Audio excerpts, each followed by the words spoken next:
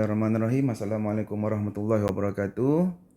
Dan selamat pagi cikgu ucapkan pada semua murid cikgu. Jadi alhamdulillah hari ini kita diberi peluang lagi untuk menyambung sesi PDPR Matematik tahun 4. Jadi hari ini cikgu akan masuk subtopik yang baru iaitu tempoh ada dalam buku teks awak pada muka surat 143 dan 144. Baik, apakah itu tempoh? Tempoh ialah jangka masa yang anda ambil untuk sesuatu aktiviti itu berlaku. Dan tempoh ni dia ada waktu awal dan ada waktu tamat. Waktu dia bermula dan waktu dia tamat. Jadi hari ini kita nak belajar untuk mengira tempoh. Baik, kita tengok dulu macam mana kita nak kira tempoh untuk sistem 12 jam. Dia punya formula sama, iaitu masa tamat tolak masa mula.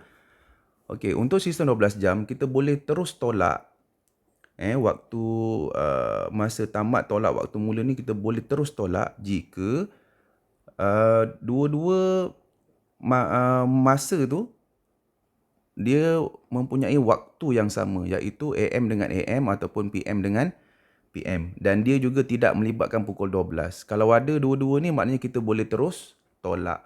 Jika sesuatu waktu tamat dan waktu mula tu berbeza, mungkin waktu mula dia pagi tapi waktu tamat dia petang. Contoh macam tu. Kita tak boleh terus tolak. Kita akan tukar dulu kepada sistem 24 jam. Okey, tak apa, kita tengok contoh. Baik, ada dalam buku teks awak contoh nombor 1. Okey, semua tengok buku teks.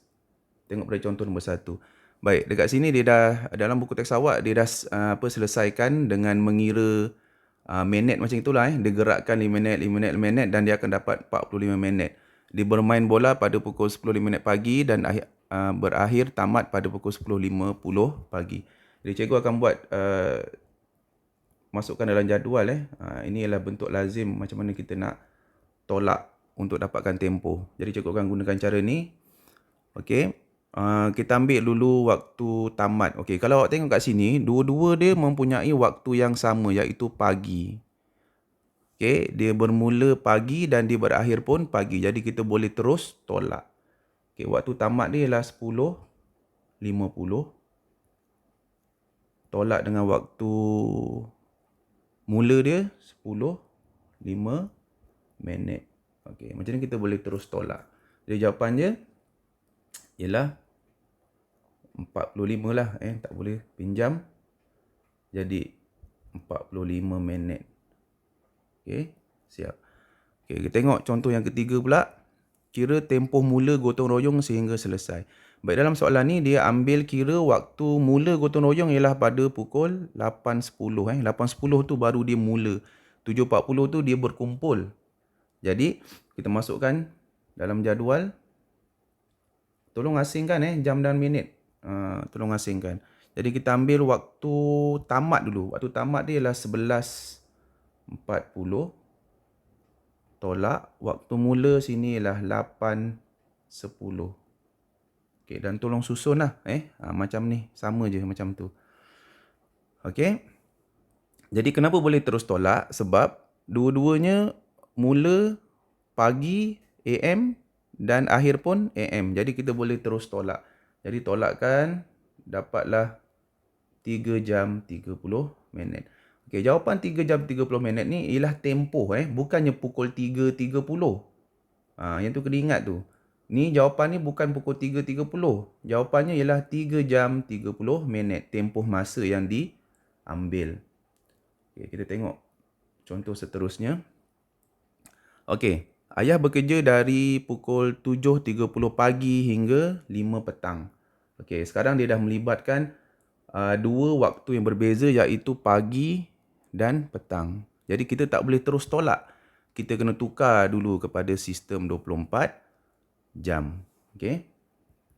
Yang ni awak kena tukar dulu. Kenapa kena tukar? Sebab dia dah waktu dia tak sama dah. Waktu mula pagi, waktu berakhir dia ialah petang. Jadi kena tukar dalam sistem 24 jam. Okey, kita ambil waktu tamat dia. Waktu tamat ialah pukul 5. Pukul 5 ni tukar kepada sistem 24 jam, dia akan jadi jam 17. So 17 tolak. Waktu mula ialah ayah dia mula bekerja 7.30 pagi. Jadi jam 7.30. Baik. Okay, tolong tengok betul-betul contoh ni. Sebab dia akan ada perbezaan sikit.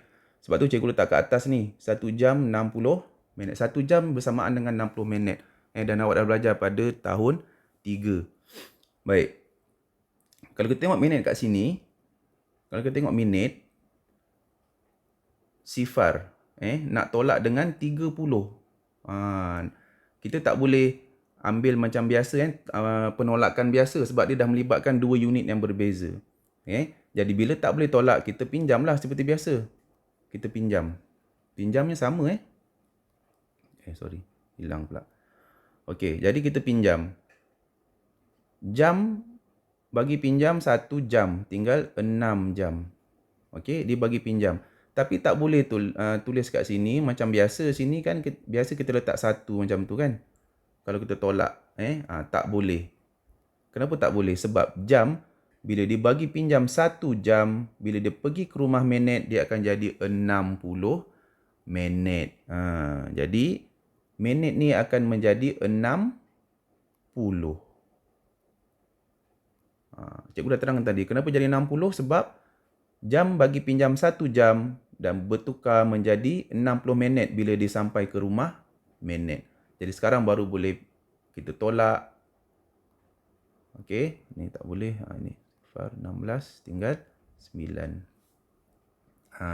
Kalau dalam rumah jam tak apa. Kita boleh pinjam macam tu, kita pinjam biasa. Tapi bila dia melibatkan perubahan unit, bila jam berpindah ke rumah minit, dia dah jadi lain dah. Okey, so jawapan dia ialah 9 jam 30 minit. 9 jam 30 minit. Okey, tak apa. Nanti kita tengok satu contoh yang lain. Okey, sekarang kita tengok pula mengira tempoh dalam sistem 24 jam. Cara dia masih sama lagi, iaitu masa tamat tolak dengan masa mula. Okey, kita tengok contoh yang pertama dalam buku teks awak. Ni lah contoh yang kedua ni. Okey, ibu menjahit baju kurung. Baik. Sama, kita masukkan dalam jadual jam dan minit. Okey, waktu tamat dia. Okey, yang ni kita terus saja, tak payah nak tukar-tukar apa dah. Sebab dia memang dah dalam sistem 24 jam, kita boleh terus tukar.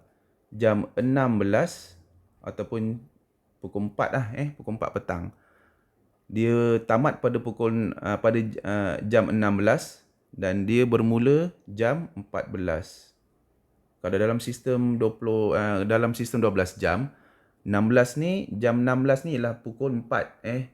Jam 14 ialah pukul 2 petang. Jadi kita boleh terus tolak.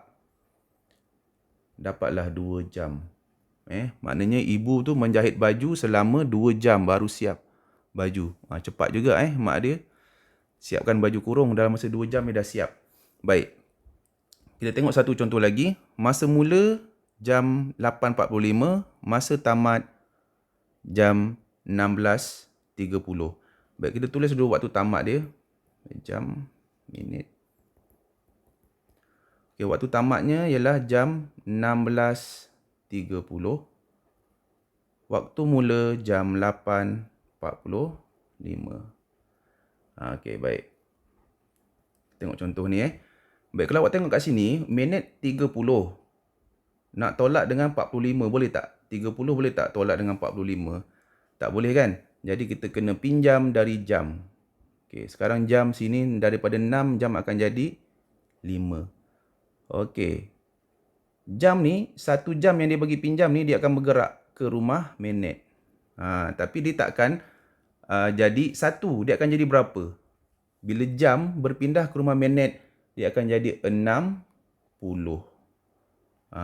Okey, so sini akan tambah lagi 60 lah. 60 tadi ni, dia kena tambah dengan 30. So, sini akan jadi 90. Macam itu cara dia 30 minit tadi ni, dia dah bagi pinjam. Jam bagi pinjam 1 jam, dia tambah dengan 60, jadilah dia 90. Baru boleh tolak. Okey, sifar tolak 5 tak boleh. Pinjam 8, 10, 5. Okay, 8 tolak 4, 4. Dalam rumah minit, dia boleh tolak macam biasa. Cuma kalau dia melibatkan perpindahan unit tu, yang tu kena faham. Okay, jadi sini 5 tolak 8 tak boleh pinjam. Sini 15. 15 tolak 8, dia akan jadi 7. Okay, jadi masa mula 8.45, masa tamat jam 16.30. 16.30 ni kalau sistem 12 jam ialah pada pukul 4.30. Jadi dia mengambil masa selama 7 jam 45 minit. Okey. Baik. Itu sahaja untuk hari ini. Cikgu harap anda semua faham dan tolong buat latihan yang cikgu akan bagi sebentar lagi. Sekian, terima kasih.